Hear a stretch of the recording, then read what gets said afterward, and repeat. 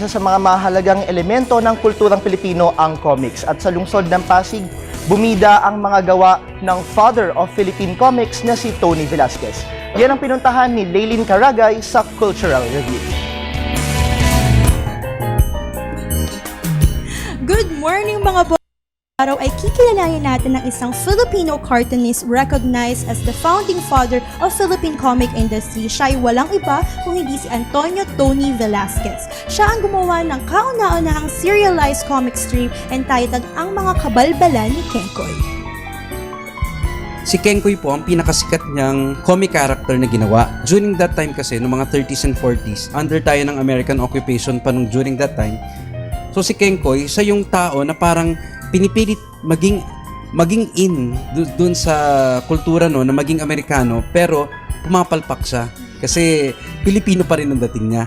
Tapos yun nga yung kanyang collab team si Rosing na talaga namang Maria Clara ang dating at yung talagang pinapakita yung typical na Pilipina. Si Ponyang Halubaybay naman ang antithesis ni Rosing. Kasi si Ponyang Halubaybay ang lumalabas sa parang modern, materialistic Filipina during that time. Siya yung naka-miniskirt, siya yung naka-bathing suit. Katuwa may isipin kasi Tony Velasquez at that time naisipan niya na ganyan na yung magiging itsura ng mga modernized Filipina. Yung mga bata ngayon, maganda ring makita nito ang exhibit para bumalik kayo sa time nung 1930s and 1940s. Kung ano ba ang nangyayari nung panahon na yon, kung ano ba yung mga salita. Ang mga salita na ginamit ni Tony Velasquez ay mga malalalim na Tagalog. Na minsan, merong mga salita na hindi na natin ginagamit ngayong panahon na ito. Natanong ko lang po sir, ano sa tingin niyo ang epekto ng comics?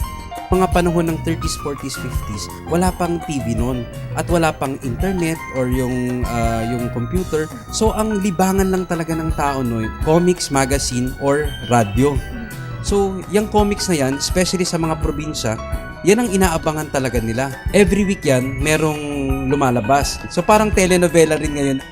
Bakit niyo po naisipan na magkaroon ng ganitong klaseng exhibit, retrospective exhibit ni Ginoong Tony Velasquez? Oo. Kasi nung namatay si Tony Velasquez noong 1997 at magpahanggang ngayon, walang proper tribute na binigay sa kanya para ipakita kung ano ba ang naging contribution niya sa kultura ng Pilipinas, lalo na sa comics industry. To think na siya ang kinikilalang father of Philippine comics.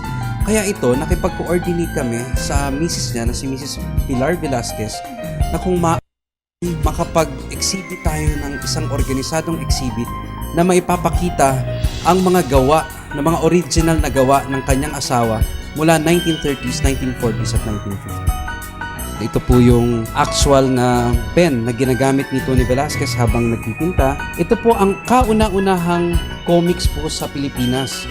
Ito po yung album ng mga kabalbalan ni Kengkoy. Ito po isang comics na sinerialize as a play, Kengkoy Loves Rosing.